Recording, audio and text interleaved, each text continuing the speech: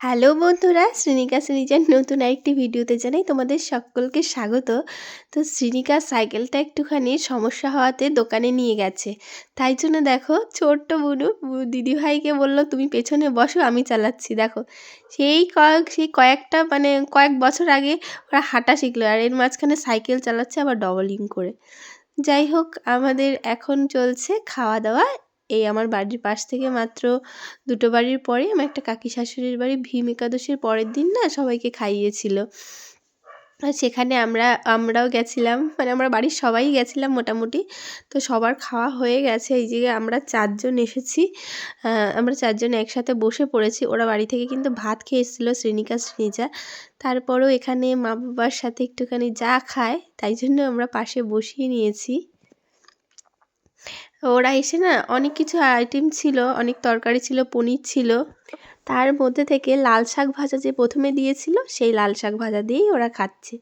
আর শেষে চাটনি, পাঁপড় আর পায়েস ছিল, সেটাই খেয়েছে। আর কিন্তু কোনো কিছু দিয়ে খেতে পারেনি, যেহেতু ঝাল হয়েছে। এই যে হাতে ধরে একটু একটু করে খাচ্ছে, এটাই অনেক। কারণ আমি বাড়ি থেকে আসার সময় না, বেরোনোর সময় আগে ওদেরকে খাইয়ে নিয়েছিলাম। কারণ কোথাও আগে ওদেরকে খাইয়ে নিয়ে যদি আমি খেতে বসি তাহলে আমি একটু ঠান্ডা মাথায় খেতে পারি। নাহলে আমার টেনশন হয় কখন খাবে, কখন খাবে, কখন খাওয়াবো। দুটো বাচ্চাকে খাওয়াতে গেলে তো সমস্যা হয়। সমস্যা বলতে একটু দেরি হয়। এই আর কি। এই দেখো দুজনে মিলে সবার খাওয়া শেষ হয়ে গেছে, ওদের খাওয়া শেষ হয়নি।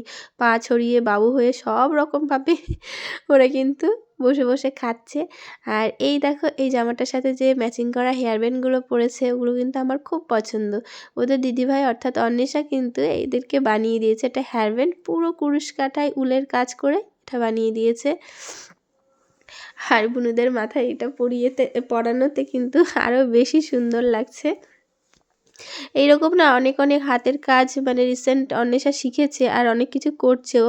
তোমাদেরকে পরে এক সময় দেখাবো। গার্ডার, মাফলার, এই যে হেয়ার ব্যান্ড, এগুলো কিন্তু সব অনলাইনে অনেক বিক্রি হতে দেখেছি অনেক দামের, কিন্তু আমরা অনলাইনে বিক্রি করিও না আর কিনিও নি। তো যাই হোক, বেশ ভালো লাগছিলো বলে তোমাদের সাথে এই কথাটা মন থেকে একটু শেয়ার করে নিলাম।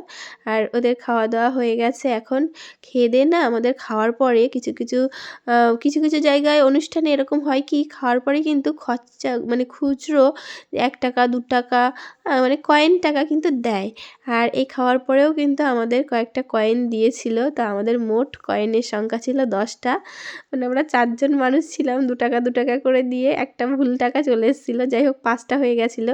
তো এখানে খাওয়ার শেষে আমাদের এই টাকাগুলো দেওয়া হয়েছিল। আচ্ছা, তোমাদের কাদের কাদের ভিতরে রিচুয়াল আছে আমাকে বলো যে এরকম খাওয়ার শেষে কিছু খুচরো টাকা হাতে দেওয়া, খাওয়ানো আর টাকা দেওয়া।